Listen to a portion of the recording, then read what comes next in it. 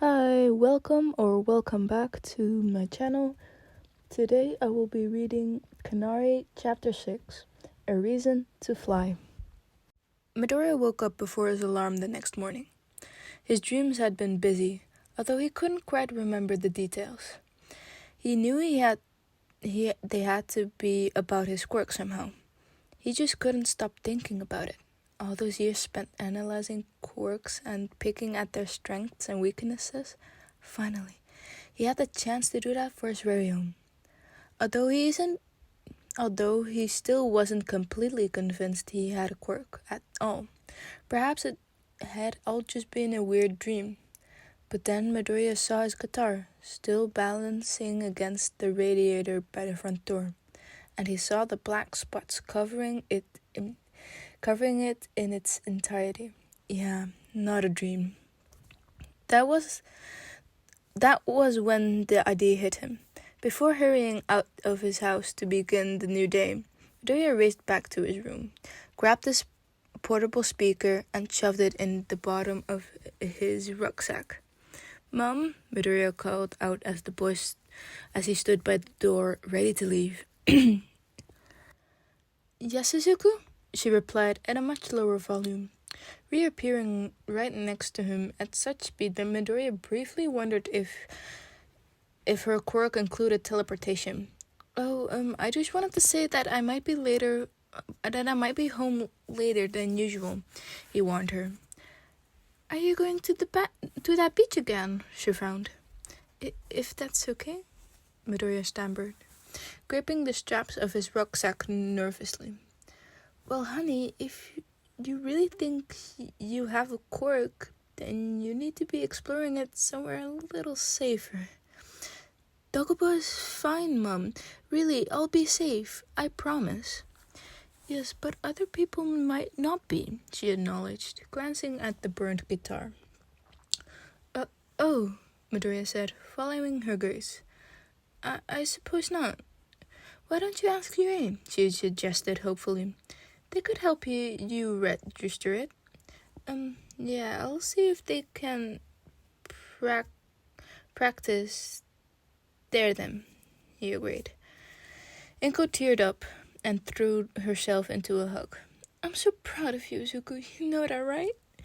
"Thanks, Mom. See you later." He pulled away after a moment and hurried out the door, leaving his mother staring after him, gripping the fret of his guitar fondly. "There he is!" Uraraka exclaimed as Midoriya ran up the hill towards them. Shinso wasn't too sure what he thought of Uraraka and Ida. The three of them had been waiting for Midoriya to arrive for the past 5 minutes, with Ida getting increasingly worried about being later than 10 minutes early to homeroom. Uraraka was definitely the one he preferred out of the two. She seemed light-hearted and kind, easy to befriend and easy to understand. But just like Ida, she had it too easy. Neither of them had faced the troubles that Shinso had in terms of reaching for their dreams. Then again, it was nothing compared to Midoriya.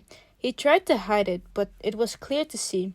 Midoriya would have loved to be here, but the lack of a quirk held him back. Shinso couldn't help but wonder how different life would have been for Midoriya if he just had been born with a power of his own.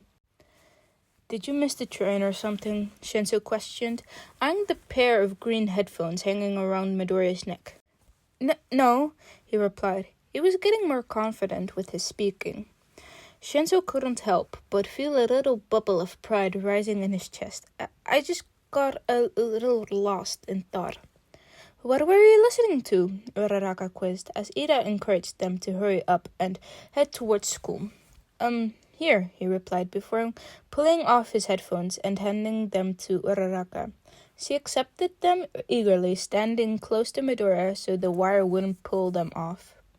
They walked in silence for a moment as Uraraka judged whatever she was listening to. "This is such a cute song," she exclaimed, rather loudly. "Oh, was I shouting?" she giggled after taking them off and handing them back. "You should be cautious with the volume of your music," Ida instructed, chopping the air with his hands as he did so. Too loud, and you could damage your hearing. Sorry, Midoriya squeaked as he turned it off, leaving the headphones around his neck. What was the song about? Uraraka questioned. Like, I think I'm okay with English, but the lyrics are just beyond my capabilities. If they're not well known anyway. Oh, it's called Wings, he answered. Midoriya's fluent. But Shinso would be lying if he said that he didn't have his own distractions to consider. The sports festival. It was just around the corner, only a few weeks, and his moment to shine would arrive. His chance to finally get out of the general studies. He hadn't been there long, but he already was sick of seeing the hero students waltz to class, hero costumes in hand. His only regret was that he wouldn't be able to bring Midoriya with him. However, as the day drew to a close, Shinso suddenly found himself with a reason to be happy not to be in Class 1A. When President Mike and a majority of UA's faculty members charged out of their lessons halfway through the day, leaving class presidents in charge with a hint as to what was going on, the collective student body began to panic. When they returned, Class 1C was told what happened. The hero course was attacked during a rescue training exercise at the place called the Unforeseen Simulation Joint, the USJ. They called themselves the League of Villains, and they were hell-bent on killing All Might. Not that Midoriya said a word, but it was clear to Shinso that he was beside himself with worry.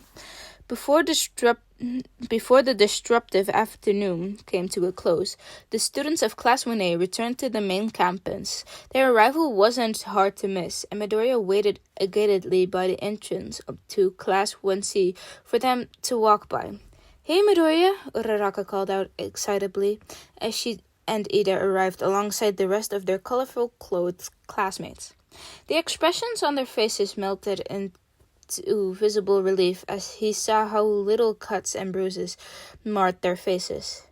Is everyone okay? Shinso questioned, voicing what he knew Midoriya would have said if it weren't for all the other students milling around them, heading off to retrieve their things or be checked out by a recovery girl in the infirmary. Thanks to the teachers, Uraraka answered. And Ida, he was great. He managed to get out and ran all of the way here to get help. Whilst everyone stayed and fought, of course, he reminded her.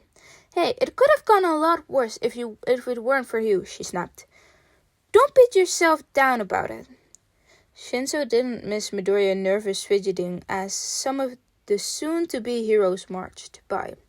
Another thing he acknowledged was the glare of an explosively dressed boy, whose red eyes met Midoriya's green ones. For a split second, Shinso wondered what the story behind that was. If there was one at all, and the guy didn't just emit an aura of touch me and I'll kill you. Both are equal likely to be true. Nice hero costumes, Shinso said, changing the subject. Why, thank you, Ida replied, doing his chopping the air thing again, as he explained its various practicalities and features. It reminds me of Ingenium's costume, Midoriya stammered. He is my elder brother, Ida announced proudly. Midoriya to proceed to gush over how cool he thought the hero was for the next 3 minutes. Shinso, meanwhile, was not as impressed. Typical, Ida had everything handed to him on a silver platter. He was born with a perfect quirk and the perfect opportunity to reach for the stars. Shinso had to work for it, but it would harder than anyone, and he would prove them wrong. I should have been more specific with mine, Uraraka laughed feebly. It's skin tight. I would have preferred it to be a little looser, but I'm kind of getting used to it. They're both really cool, Midoriya replied. Hey, what are you two doing out here? It was Ochi, who threw the door open dramatically. She blinked in surprise when she spotted the two hero students. "We're talking," Shinzo replied coldly. "Well, President Mike should be coming back any minute, and he left me in charge," she snapped. "Can't you at least get in here and look like you've been doing some work?" "Ah, yes," Ida suddenly exclaimed. We should probably return to our classes and check what we should be doing next." Lead the way, class rep," Uraraka grinned. "See you guys soon." Midoriya waved weakly as Shinzo dragged him back into the classroom as not to aggravate Ochi any more than necessary. Like most of the general studies, she wasn't fond of the hero course students, and perhaps wasn't keen on the fact that they were conversing. Fortunately, President Mike returned only moments later and began to explain that the school would be ending a little early whilst the matter surrounding the USJ attack was dealt with. "You're welcome to hang around if your train doesn't leave the station until the day's officially up. But other than that, you're officially dismissed," he announced overdramatically. Near all of the class got up immediately, chattering amongst themselves, already tight-knit friendship groups as they left the room behind President Mike. The only one who didn't was, in fact, Midoriya. "Can't you get an earlier train?" Shinzo questioned curiously as he noticed Midoriya made no effort to pack away his various things. He shrugged and then sighed. "I've still got some work to finish. I'll consider it, I'll concentrate better here than at home. I think I'll wait until the day's officially up." "I can wait if you want some company," Shinzo offered. Midoriya shook his head frantically. "It's really fine. I'll only be writing anyways. So see you tomorrow?"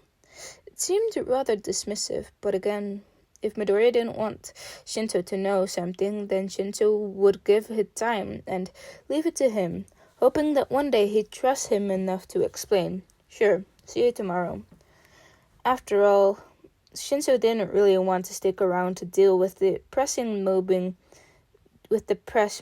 the school again after the news of the USJ attack got out. Midoriya felt awful about lying to Shinzo, but he just wasn't really ready to tell him about his quirk, not until he was sure what it actually was. Moreover, if he did tell him, he would have to show his quirk to him, and that would require singing. He'd just barely gotten used to talking. Singing would take a little more to get used to. With all the chaos surrounding the USJ attack, most of the students headed home as quickly as they could, and a few noticed Midoriya lagging behind. If he told Mom that he would ask for permission to practice his quirk at school, so it could get registered. But if he couldn't even muster the courage to tell Shinzo, how could he possibly tell a teacher? That's why once he was sure everyone who knew him had gone, Midoriya mustered the courage to pack up his things and hurry out of class 1C. From the tour at the beginning of term, Midoriya knew vaguely where the different gyms and halls were situated around UA. Eventually, he found himself at the door of the Speculous Hall, where they had played dodgeball against 1D only a few days prior. In the panic of leaving school early, someone had forgotten to lock the doors, and Midoriya let out a thankful sigh of relief as it swung open for him. Once inside, he shut the door behind him and flicked on the light switch, revealing the massive, empty space for him to work with. He took off his blazer and tie, leaving them in a pile by his rucksack. Then, after delving some time, he managed to locate his little speaker and plugged it into his phone. After it was set up, Midoriya finally pulled out a pen and his new notebook, which he had titled Quirk Analysis. It was a title that inconspicuously enough to be ignored by anyone who just picked it up, thinking it was another of his hero analysis book. but different enough for Midoriya to distinguish it wasn't just any quirk analysis notebook. It was analysis on his quirk. Okay, Midoriya mumbled, letting his thoughts tumble out into reality without fearing anyone who could hear them. He picked up his notebook and began pacing around the hall, rereading his notes so they were fresh in his mind. So my quirk activates whenever I sing a song. It seems to give me a power whilst I'm singing that correlates with the meaning behind the song in question. And I can use that power to, again, for a limited amount. Probably that would explain why the singing Set Fire to the Rain didn't work twice in a row. The power also seemed to get stronger the longer I sing the song. For example, for the first song at the beginning, the rain only grew hot, but satellite in the music swelled. For the second chorus, so the strength, the power depends on how far through the song I am. He paused, tapping his pen on his lips thoughtfully. After a moment, he flipped through his notebook a little further, past the blank pages he left out for further analysis. I reached the pages on his possible songs and abilities that it could grant him. Sure, he was getting a little ahead of himself. There was still a looming possibility that this was all just a freak accident, and that he had no quirk at all. But for the first time in a while, Midoriya allowed himself to be optimistic. With these detrimental thoughts of it all being a big misunderstanding, Midoriya realized there were only one way to prove himself that he really had a quirk. Sing a song that would grant him a power that would very clearly not be a fluke. So he jogged back over to his phone and speaker and left his notebook by his back and tapped on one of the songs he'd been considering all day long. Thunder by Imagine Dragons. As the music started, he didn't feel that pressure inside his chest as he began to sing. Another worry crossed his mind of being heard, so the words came out with ease. I was dreaming of bigger things and wanna leave my old life behind. The song carried on. It was familiar to Midoriya. He had heard it many times over and over again. The sound of the drum seemed to find a rhythm with every other beat of his heart. It would be so easy to sink into the music, to drift away from thoughts of villain attacks and anxiety. When he was alone with music, everything was okay. I was lightning before the thunder. A smile broke across his face, his feet moving in time to the rhythm. He twisted and turned, not caring how messy and ungeographed his dancing would have looked. He was enjoying himself, and that was really what mattered. Thunder, feel the thunder. He could have sworn the whole building shook as he slammed his foot on the ground. The sound of thunder echoed around him, and the chorus ended. Lightning, then the thunder. With a crash and a flash of light, Midoriya screamed. The lights flickered, swaying above him. When they returned to normality, panting, Midoriya gazed down at his feet. Right there next to him was a scorch mark, far greater than those left peppered across his guitar. The mark left behind a lightning bolt. The mark left behind by a lightning bolt. Midoriya stood there for a moment in shock, staring at the black floor, and then he laughed, running back over to his phone, switching off the music. Oh yeah, he most definitely had a quirk. Jotting down the results of his first test in his notebook, Midoriya sat by his bag, unable to stifle the massive grin splitting across his face. But what now? He picked up his phone and scrolled down through what he had most recently played. Then he stumbled across the song Uraraka had been listening to earlier that day. Unlike the other songs he had thought of testing, Midoriya wasn't too sure what this could bring, but how could he ever know for sure until he tried it out for himself? Wings by Hertz. There was something about the song, a certain understanding and belonging. It was like he could relate to it more than it most likely intended. It was likely about love, about two people finding safety and sincerity in each other's company. But Midoriya didn't quite see it like that. It felt like it was about a guardian angel, someone who would lift you up from your darkest moments in life. That someone could be anyone, surely his mother, his friends, even himself. A part of himself with the confidence to soar above the negativity of all of the others and reach for the stars. Say you'll catch me when I fall. He almost forgot about his quirk in that moment, deep in thought about the meaning behind the music. So with a sense of surprise, which was becoming routine alongside the new powers at this point, the chorus arrived. Wrap your wings around my body. Midoriya wasn't dancing this time, just singing to the empty hall. Perhaps it was because he wasn't moving that he was able to maintain his composure and keep singing when the power activated. And a pair of massive green wings wrapped themselves around him. Struggling to keep in tune, Midoriya spun around on the spot, trying to figure out where the mass of feathers had come from. It was only when he managed to reach the small of his back with his fingertips that he realized the wings were his, protruding from beneath his shoulder blades.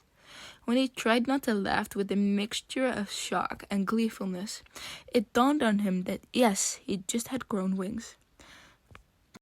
When we stood on the skyline, there was no turning back, and you said not to stare at the ground. He slowly let the wings unravel and droop behind him like a cape of feathers. He was still singing when he tested his new limbs, moving them about unsurely in a similar manner how a newborn foal would wobble on its legs, still grinning like a fool. When he realized the next chorus was about to begin, he hurried back to his bag and spread his wings to its fullest extent, crouching like he was about to start a 100-meter dash. When I'm lost in the storm and I'm calling. When the familiar chorus began, he pushed himself forward, picking up as much speed as he could before flapping his great wingspan. And it wasn't long before his feet were no longer touching the ground. Wrap your wings, wrap your wings, wrap your wings around my body. When he almost hit the wall on the opposite side of the hall, he turned clumsily in the air, managing not to yell in fright. He somehow changed direction whilst being thankful for the hall's ridiculously high ceiling. Midoriya whooped in joy when this song allowed him to do so. Before long, he was somersaulting, twisting, and turning with ease. After his initial struggle, flying came so effortlessly to him. It was instinct, as natural as it could be for a fledgling bird. Given time, Midoriya didn't know if he was his own body or if it was a part of his quirk that allowed him to be true. But he didn't really care at this point. We're flying above the valley below. In his euphoria, the wind blowing in his hair and through his feathers, he felt lost to the world. For here, alone in the hall at UA, Midoriya finally had a reason to fly. However, he wasn't quite as alone as he thought he was. So this was chapter 6 from Kanari. I still need to figure out which voices to do, so bear with me for this. I hope you liked. Don't mind the stuttering. I stutter a lot and I'm too lazy to cut it out. So, yeah. Hope you enjoyed. And drink water. I have that problem a lot, but just drink water, please.